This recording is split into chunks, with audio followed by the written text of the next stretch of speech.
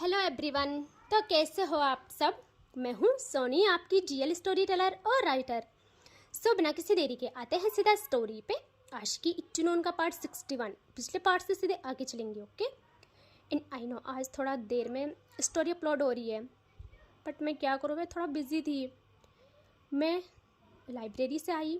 देखो, पहले मैं सुबह कोचिंग जाती हूँ, उसके बाद लाइब्रेरी, उसके बाद स्टोरी लिखती हूँ, रिकॉर्ड करती हूँ। बहुत बहुत काम होता है, बहुत बिजी हूँ सच्ची में, बट फिर भी आप लोगों के लिए सब कुछ। ओके सो आते हैं सीधा स्टोरी पे। हमें दिखाते हैं रिधि को, जो कि रूम से निकल आती है बाहर।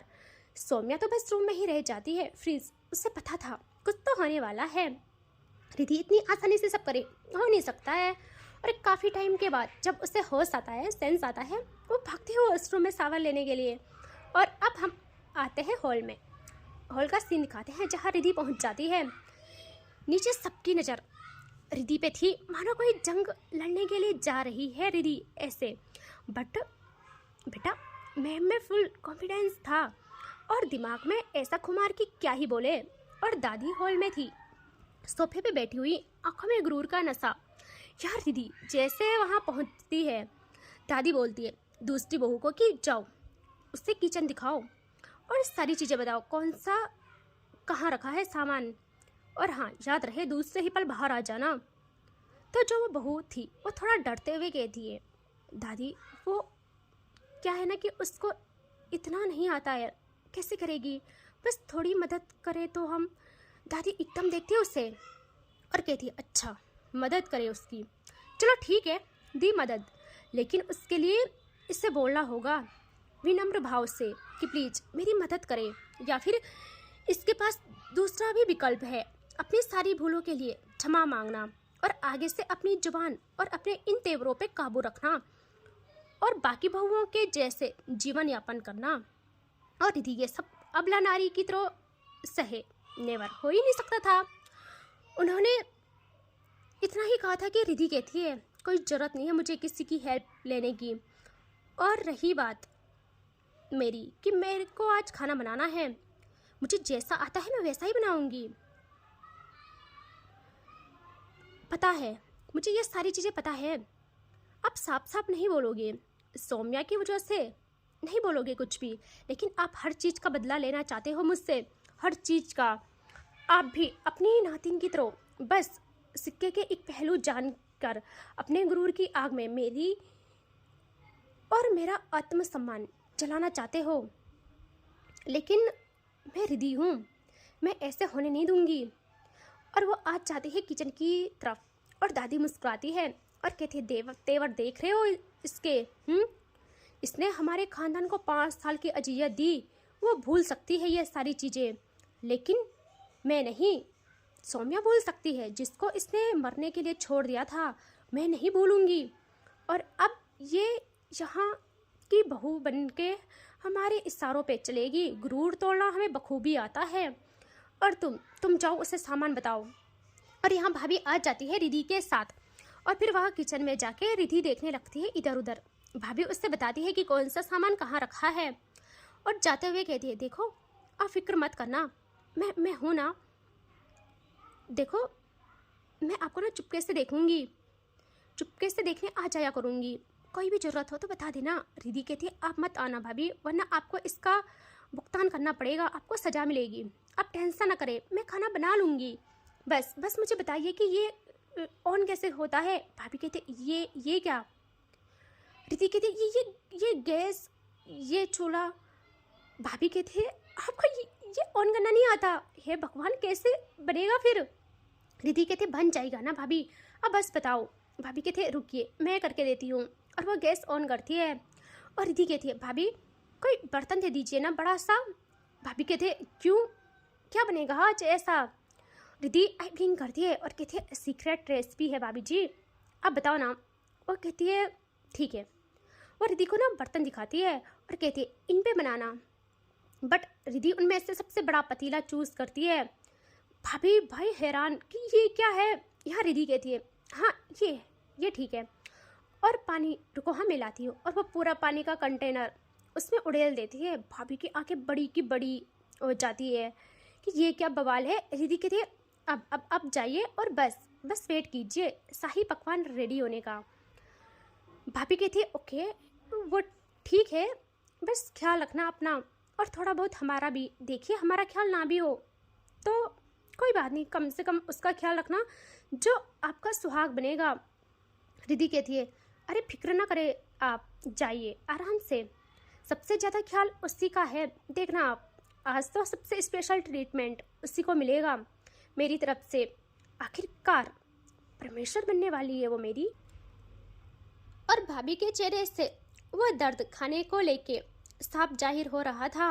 और वो बस किचन से बाहर ही निकलती कि रिद्धि कहती है भाभी बस ये बताइए ग्राइंडर कहाँ है। भाभी कहती है हाँ मैं भूल गई बताना आपको, दादी ने कहा है आपको ग्राइंडर या कोई भी चीज़ ना दे। रिद्धि कहती है मतलब। भाभी कहती है देखिए हमारे यहाँ ज़्यादातर चीज़ें सिलबट्टे में ही पीसी जाती है, सो आज आपकी पहली रसोई है, समझो पहली रसोई है ऐसा ही समझो, तो आपको ग्राइंडर नहीं मिलेगा। रिद्धि कहती है व्हाट, ये क्या बकवास है, फिर कैसे होगा सब। वो कहती है सिलबट्टा यूज़ कीजिए। रिद्धि कहती है वो क्या होता है। भाभी ना फिंगर पॉइंट करती है और रिद्धि जैसे फिंगर का पीछे करती है, वो सॉफ्ट पूरी तरह सॉफ्ट। वो कहती है व्हाट द हेक, मैं ये सब कैसे करूँगी, मैंने ये सब बस टीवी में देखा है, मुझे नहीं आता ये सब। वो कहती है रुकिए मैं करके देती हूँ, फिर क्या करना है बताइए। रिद्धि समझ जाती है कि उसके लिए मुश्किल होता जाएगा ये सब, फिर भी वो कहते हैं ठीक है अब जाइए मैं कर लूँगी। तभी बाहर से आवाज़ आती है बहू तुम्हारा सामान बताना नहीं हुआ है क्या अभी तक, या फिर तुम चाहती हो अगली बारी तुम्हारी आए। यहाँ जैसे भाभी सुनती है ना घबरा के वहाँ से चली जाती है बाहर। और यहाँ रिद्धि कहती है बेटा गलत जगह पंगा ले रहे हो आप सब। और वो पहले देखती है जो पानी रखा था ना पतीले में वो उबलने लगता है। रिद्धि कहती है गुड यार। और वो जल्दी से सारी सब्जियां निकालती क्या यार, पूरा फर्श पे फैला देती है, लाइक सब्जी मंडी लग रही थी वो किचन आज। और रिद्धि अब उनमें से एक चूज़ करती है, ये भी और ये भी। और अब करती है वो अपने प्यारे बालों को टाई। एंड अब देखते हैं राइट साइड, और फिर निकालते हैं नाइफ यार, चाकू निकालती है। उसकी शार्पनेस ऐसी कि उसकी चमक से रिद्धि की आंखें चमक जाती है और होठों पे स्माइल आ जाती है, बिल्कुल किचन वॉरियर लग रही थी वो। अब रिद्धि की जंग शुरू होती है, वो ना उससे पता भी नहीं कि सब्जी कैसे धोते हैं, बट फिर भी धोते हैं ये पता था। वो जल्दी से एक भगोने में अगेन पानी लेती है और पूरा उनको स्विमिंग कराती है, भाई देख रहे हो। और फिर एकदम एक बड़ी थाल में उसे पटकते उन सब्जियों पे ऐसे वार करने लगती है मानो जंग के मैदान में दुश्मनों पे करते हैं, और उन्हें काटने लगती है, कोई तिरछा कोई सीधा कोई क्यूब कोई ट्राइंगल कोई कुछ। यहाँ बाहर दिखाते हैं सौम्या तैयार होकर भागते हुए आ रही थी सीढ़ियों से नीचे हॉल में, और उसे कोई नहीं दिखता, मानो दुनिया ब्लर हो गई हो उसके लिए। वो जैसे हॉल में आती है सारी भाभीियों को, अपनी माँ को, सबको वहीं देखती है, उसे गुस्सा आता है। वो कहती है आप सब यहाँ हो, रिद्धि वहाँ अकेले है, इसका मतलब कोई उसकी मदद करने के लिए क्यों नहीं गया। आप लोगों को पता नहीं है क्या, उसे नहीं आता। खैर क्या ही बोलूँ मैं आप लोगों को। और वो डायरेक्ट जाने लगती है किचन की तरफ। यहाँ तभी एक आवाज़ से उसके कदम रुक जाते हैं। उसकी दादी कहती है कहाँ जा रही हो तुम। सौम्या देखती है दादी को जो सोफे पे बैठ के ओके की कस मार रहे थे, अपनी पावर को शो करा रही थी। यहाँ सौम्या कहती है दादी रिद्धि किचन में है, अकेले है, बस देख रही हूँ, उसे कोई दिक्कत तो नहीं है, कोई चीज़ की ज़रूरत तो नहीं है, उसने कभी किचन में कदम भी नहीं रखा, किचन वाला काम कभी नहीं किया है उसने, और कोई भी वहाँ नहीं गया है, इतने लोगों के लिए कैसे बनाएगी वो खाना। यहाँ दादी का कस मारना रुकता है। वो कहती है तुम्हें एक भी अपने आप की नहीं पड़ी है, अपने सम्मान की नहीं पड़ी है। कभी अपने भाइयों को देखा है तुमने रसोई में जाते हुए, इतने सालों से उनकी बीवियाँ भी तो यही काम कर रही थी, और सब अकेले भी कर लेते हैं, उन्हें कोई परेशानी नहीं होती, तो तुम्हारी बीवी को कैसे हो जाएगी, और तुम धिक्कार है तुम पे। यहाँ सौम्या गहरी सांस लेती है और कहती है ओ दादी इसमें इज्जत सम्मान की बात कहाँ से आई है, वो मेरी जान है, मैं उससे ऐसे नहीं छोड़ सकती, आप समझा करें ना। दादी कहती है जो भी है तुम वहाँ नहीं जाओगी। सौम्या कहती है दादी आई लव यू। बट मैं जाऊंगी। और वो सीधे आ जाती है किचन की ओर। उसे कोई नहीं रोक सकता था। और जैसे किचन में आती है वो सॉफ्ट, पूरी तरह सॉफ्ट। भाई रिधि के बाल बिखरे, हाथों में चाकू, सब्जी स्लेब में नहीं काटी जा रही थी, फर्श पे रखे बड़ी सी थाल में काटी जा रही थी। पूरा किचन बिखरा हुआ था। और जो पतीला गैस में रखा था उसमें इतना उबाल आ गया था कि पानी आधे से कम हो गया था। और रिधि ऐसे ही देखती है और कहती, ओ भाई ये क्या बवाल है, पानी तो कहाँ चला गया, छेद हो गया क्या पतीले में। और वो गैस के नीचे से झुक के देखने लगती है। और फिर कुछ टाइम के बाद कहती है, रिधि लगता है यहाँ आके तेरा दिमाग भी इन लोगों की तरह ना हो गया है, ये वाष्पीकरण हुआ है पानी का। और अगेन उसमें पानी उड़ेल डालती है। सौम्या तो वहीं फ्रीज पूरी तरह कि ये क्या बन रहा है आज। रिधि पानी उड़ेलने में बिजी थी, उससे कोई फर्क नहीं पड़ता, उसे पता ही नहीं चलता कोई उसे देख रहा है। सौम्या ना धीरे से सेंस में आती है और एकदम रिधि को बैकहक करती है। और रिधि इतना घबरा जाती है, उसके हाथों से कंटेनर छूट जाता है और डायरेक्ट गिरता है सौम्या के पैर में और बच जाता है उसका पैर अच्छा खासा। सौम्या की हालत ऐसी कि ना चीख सके ना ही सहन कर सके। यार रिधि गुस्से में पीछे मुड़ती है और सौम्या अपना दर्द भूल के कहती है, बेबी कि क्या बन रहा है आज। रिधि कहती है, तुम यहाँ क्या कर रहे हो। सौम्या कहती है, जान आपको देखने आई हूँ। बच्चा ये क्या जंग का मैदान बना दिया है आपने, प्लीज़ छोड़ो ना ये सब, मैं दादी को समझा दूंगी कि आप नहीं करोगे ये सब। रिधि कहती है, इसमें क्या खराबी है, मैं कर तो रही हूँ ना, तुम ही यहाँ आए हो अपना मुंह लेके।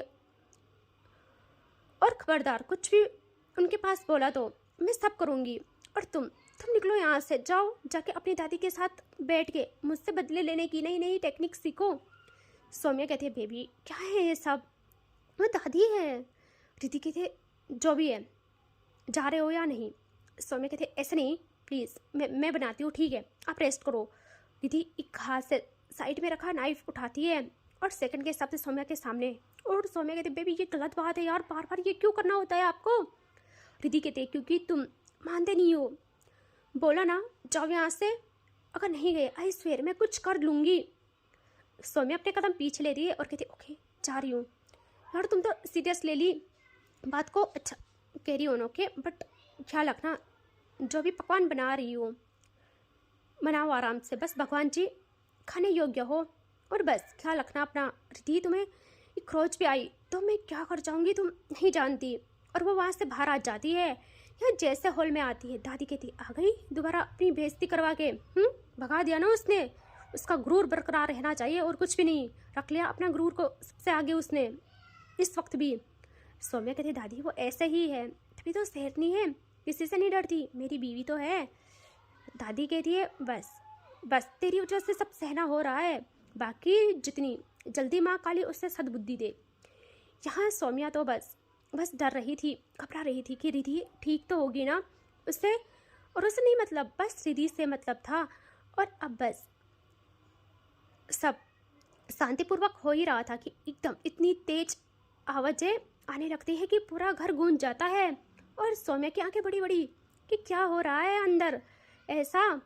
देखिए मैडम जी सिलबट्टे में हरी लाल मिर्चें कूट रही थी, वो भी दोनों हाथों से पकड़ के, जैसे पत्थर तोड़ते हैं ना वैसे, जैसे मजदूर पत्थर तोड़ते हैं ना वैसे। रिधि की हालत ख़राब हो जाती है लेकिन आत्मसम्मान बरकरार रहता है। वो कम से कम 2 या 3 दिन की मिर्च एक बारी में कूट डालती है, लेकिन कोई भी अच्छे से नहीं पिसी थी। रिधि उसे सब निकाल के उस पतीले का ढक्कन उठा के वहाँ डाल देती है। यार रिधि ने जिन सब्जियों की हत्या की थी उनके शरीर ऊपर ही तैर रहे थे। अब डालती है वो उसमें नमक, डालती नहीं उड़ेल देती है, और फिर डालती है मिर्च पाउडर भर भर के। भाई आज दुनिया का 8वां अजूबा बन रहा था। रिधि ऐसे ही बनाते हुए पतीले में ढक्कन रखती है। वो उससे डर भी लग रहा था, वो फेंक के रखती है उस ढक्कन को और कहती है, गुड गर्ल रिधि, मुझे नहीं पता था तुम इतनी अच्छी कुक हो। कुक नहीं यार, सेफ हो तुम। देखो सारी सब्जियां यूज़ कर ली और दिखने में देखो सारी रंग बिरंगी सब्जी लग रही है, लेकिन ऐसा तो मैंने कभी नहीं देखा है। खैर जाने दो ना, लुक वाइज तो अच्छा है। और इस अजूबे की उम्मीद पूरे घर वालों ने लगा के रखा था। यहाँ तभी ताई जी कहती है, माँ ये क्या हो रहा है, अंदर रसोई से इतनी आवाज़ें क्यों आ रही है? खाना बन रहा है या जंग चल रही है अंदर? बच्चों को जल्दी नाश्ता करके अपनी अपनी डील्स भी देखनी है। दादी देखती है उन्हें और कहती है, तुम्हें पता है सब साथ में मिलकर ही खाना खाते हैं। आज चाहे दोपहर हो जाए हम सब रुके रहेंगे यहाँ। कोई आगे क्या ही कहता। सौम्या कहती है, खुद से कहती है कि भाई आज आपको इतना अच्छा खाना मिलेगा कि कोई सोच भी नहीं सकता। वैसे ही किचन से बर्तनों के बजने की आवाज़ें आ रही थी, मानो रिद्धि आज अपना सारा खुमार गुस्सा उन पे उतार रही हो। सबकी नजरें तो सिर्फ किचन में टिकी थी और सौम्या जल्दी से उठने को होती है अब, क्योंकि उससे नहीं रहा जा रहा था। यार उसका हाल ना ख़राब हो रहा था कि मेरी जान कैसे वहाँ रह रही होगी, कैसे काम कर रही होगी। उसे औरों से नहीं मतलब था, उसे बस रिद्धि से कि उसे कुछ ना हो, वो थक गई होगी और भी बहुत कुछ उसके मन में ख्याल थे। और वो उठती तभी उसकी नज़र जाती है सीढ़ियों पे। नीचे आते हैं तनु और सिया। वो इन्हें देख के हैरान कि सब यहाँ बैठ के किचन की तरफ क्यों देख रहे हैं। यहाँ सिया सबको गुड मॉर्निंग विश करती है और सौम्या के साथ आके बैठ जाती है। सौम्या कहती है, भूख लगी है, कोई बात नहीं, सब्र करो बस, फिर मैं किसी से अच्छा सा खाना बनवाऊंगी आपके लिए। सिया कहती है, नहीं सब ठीक है, बट रिद्धि कहाँ है? तनु कहती है, हाँ रिद्धि नजर नहीं आ रही, वो कहाँ है, रूम में है क्या? यहाँ सौम्या अपनी नजरें किचन की ओर ले जाती है और उसी वक्त लास्ट बर्तन टूटने की आवाज़ आती है और तनु शॉक्ड। तनु के अंदर ना गुस्सा भर जाता है। तनु कहती है, व्हाट, बस तो तुम मानी नहीं है ना? और वो जल्दी से उठ के किचन की ओर आने लगती कि तभी होती है क्वीन की एंट्री। भाई जैसे बाहर आती ना रिद्धि, सब उसे ऐसे देखते हैं मानो जैसे किसी सोल्जर को देखते हैं, इंसान जो बस किसी ज़मीन पे फतेह हासिल करके आया हो। दादी के चेहरे पे स्माइल आ जाती है और सौम्या के दिल में ठंडक पड़ जाती है कि रिद्धि ठीक है। और तभी रिद्धि यहाँ आके कहती है, देखिए बन गया है ब्रेकफास्ट, सब लोग आ जाइए। और तनु तुम इधर आओ। तनु उसके पास आती है और उसके गाल पे हाथ रख के कहती है, तुम ठीक हो ना? मतलब देखो कितना पसीना आ गया है, क्या जरूरत थी ये सब करने की? यहाँ सब देखो बैठे हैं और तुम वहाँ काम कर रही हो। रिद्धि कहती है, मैं ठीक हूँ पागल, और आज मैंने पहली बार बनाया है कुछ। तनु कहती है, सच में? मतलब खाने लायक है ना? रिद्धि तनु के शोल्डर में मारती है और कहती है, बकवास मत कर और आ मेरे साथ। और वह तनु को अंदर ले आती है और यहाँ सारे घर वाले डाइनिंग एरिया में जाके बैठ जाते हैं। अब तनु और रिद्धि किचन में थे। तनु देखती है किचन का हाल और उसके हाथ कांप जाते हैं और देखती है रिद्धि को और कहती है, बच्चा खाना कहाँ है? रिद्धि कहते, टंटना। जैसे तनु देखती है पतीले को जिसमें ढक्कन लगा था, वो कहती ये क्या है? और वो जल्दी से ढक्कन हटाती। रिद्धि उसके हाथ पे मारती है और कहती है, छूना मत इसे, इतनी मेहनत से बनाया है, सबके सामने इसकी ओपनिंग होगी। तनु कहते, मतलब इसे खाएंगे? ये है क्या? रिद्धि कहती, स्पेशल डिश है जो ये लोग कभी ज़िंदगी में नहीं खाए होंगे, चलो उठाओ इसे और बाहर लाओ। दोनों कहते, ऐसे थोड़ी होता है, मैं गधा हूँ जो इसे ढोते हुए बाहर ले जाऊँ? इसे एक बर्तन में लेते हैं और फिर सबकी प्लेट्स में सर्व करते हैं। यार रिद्धि कहते, लेकिन ये प्लेट में सर्व नहीं होगा। तनु शॉक्ड। तनु को ना रिद्धि बस हार्ट अटैक देने ही वाली थी कि रिद्धि कहती है, मतलब बाउल में होगा यार सर्व, पागल। और अब जाके तनु को सांस आती है और रिद्धि कहती है, चलो आप जल्दी उठाओ इससे अच्छे से। ये बॉडी क्यों बनाई है? बस लड़ाई करने के लिए, वो भी उस जंगली इंसान से। तनु कहती है, वो जंगली इंसान अभी तक इसीलिए जिंदा है क्योंकि वो तुम्हारे दिल का मालिक बना बैठा है, वरना मैं बताती उसको। आखिरी सांस लेती अभी वो। रिद्धि तिरछी निगाहों से देखती है तनु को। तनु कहती है, ओह कम ऑन रिद्धि, इतना ही बुरा मानो आप। एंड को इसे पकड़ने के लिए मैं कुछ करती हूँ, लाइक कोई हैंकी टाइप चाहिए मुझे, गरम है ना?